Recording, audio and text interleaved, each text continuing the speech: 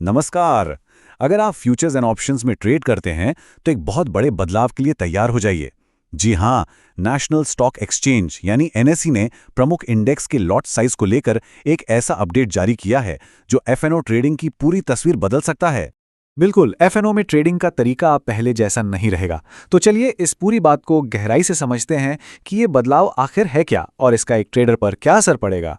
ठीक है, तो चलिए सीधे मुद्दे पर आते हैं। सबसे पहले देखते हैं कि नेशनल स्टॉक एक्सचेंज की तरफ से ये बड़ी घोषणा आखिर है क्या। अब आगे बढ़ने से पहले एक चीज समझना बहुत जरूरी है कि ये लॉट साइज आखिर होता क्या है। देखिए, सीधे शब्दों में कहें तो ये किसी भी एफएनओ कॉन्ट्रैक्ट में शेयरों या यूनिट्स की एक फिक्स संख्या होती है और यही लॉट साइज तय करता है कि कॉन्ट्रैक्ट की टोटल वैल्यू क्या होगी, उस पर मार्जिन कितना लगेगा और उस ट्रेड में रिस्क कितना है। अब आते हैं दो सबसे अहम सवालों पर। पहला, ये बदलाव हो क्यों रहा है, और दूसरा, इसे लागू कैसे किया जाएगा। तो सवाल उठता है कि ये सब करने की जरूरत क्यों पड़ी। असल में ये कोई अचानक लिया गया फैसला नहीं है। देखिए, सीबी के कुछ नियम हैं और जैसे जैसे बाजार के इंडेक्स लगातार ऊपर जा रहे हैं, कॉन्ट्रैक्ट की वैल्यू भी बहुत ज्यादा हो गई है। तो इसी बढ़ी हुई वैल्यू को कंट्रोल में रखने और खासकर रिटेल ट्रेडर्स के जोखिम को कम करने के लिए ये कदम उठाया गया है। तो असल बदलाव क्या है? चलिए नंबर्स देखते हैं। ये टेबल साफ साफ दिखाती है कि सबसे ज्यादा ट्रेड होने वाले इंडेक्स के लॉट साइज अब घटा दिए गए हैं। जैसे निफ्टी 50 का लॉट अब 75 की जगह 65 का होगा।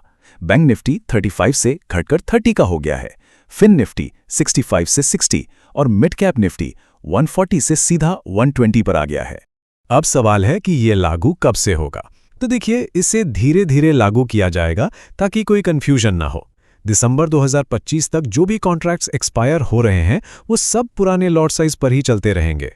असली बदलाव जनवरी 2026 से दिखेगा, जब सारे नए वीकली, मंथली और क्वार्टरली कॉन्ट्रैक्ट्स नए यानी छोटे लॉट साइज के साथ ही जारी होंगे। मतलब चल रहे सौदों पर कोई असर नहीं पड़ेगा। चलिए इसे एक आसान से उदाहरण से समझते हैं। मान लीजिए निफ्टी 22,000 के लेवल पर है, तो पुराने लॉट साइज यानी 75 के हिसाब से एक कॉन्ट्रैक्ट की वैल्यू होती थी 16.5 लाख रुपए। अब नए लॉट साइज यानी 65 के हिसाब से यही वैल्यू घटकर हो जाएगी 14.3 लाख रुपीस। इसका मतलब साफ है, हर लॉट पर अब कम पैसा लगेगा, मार्जिन भी कम देना होगा और जाहिर है रिस्क भी थोड़ा कम हो जाए। तो सबसे जरूरी बात, इसका ट्रेडर्स पर क्या असर होगा, इसके क्या फायदे हैं और क्या नुकसान हो सकते हैं। चलिए दोनों पहलुओं को ठीक से समझते हैं। फायदों की बात करें तो ये रिटेल ट्रेडर्स के लिए एक अच्छी खबर है। अब कम पैसों में भी एफएनओ में ट्रेड करना मुमकिन होगा।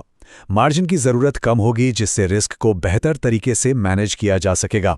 पोजीशन साइजिंग आसान हो जाएगी और हाँ, जो लोग ऑप्शन खरीदते हैं उनके लिए हर लॉट पर लगने वाले प्रीमियम का रिस्क भी अब पहले से कम हो जाएगा। लेकिन जैसा कहते हैं, हर सिक्के के दो पहलू होते हैं।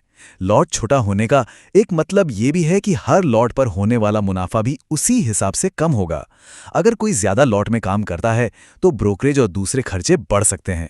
और सबसे बड़ा खतरा है ओवर ट्रेडिंग का, क्योंकि जब लागत कम लगती है तो कई बार ट्रेडर्स ज्यादा क्वांटिटी में ट्रेड करने की गलती कर बैठते हैं, जो एक तरह का मनोवैज्ञानिक जाल है। तो अब जब हमने फायदे नुकसान दोनों देख लिए हैं, तो सवाल उठता है कि आगे क्या करें। इन बदलावों के बीच स्मार्ट ट्रेडिंग के लिए क्या सलाह है। चलिए आखिरी हिस्से में इसी पर बात करते हैं।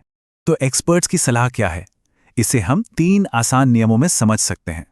पहला, हमेशा याद रखें कि लॉट साइज छोटा हुआ है, बाजार का रिस्क नहीं।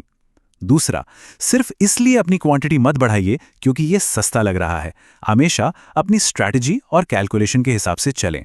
और तीसरा, अपना अनुशासन, अपनी ट्रेडिंग स्ट्रैटेजी, इससे अब पहले से भी ज्यादा मजबूती से पकड़ कर रखें। इस पूरी बातचीत का जो सबसे जरूरी सार है, जो एक लाइन हमेशा याद रखनी है, वो है लॉट छोटा हुआ है, रिस्क खत्म नहीं हुआ। और अंत में एक सवाल जो हम सबको सोचना चाहिए, ये छोटा लॉट साइज रिटेल ट्रेडर्स के लिए एक सुनहरा अवसर है या फिर एक नया जाल। इस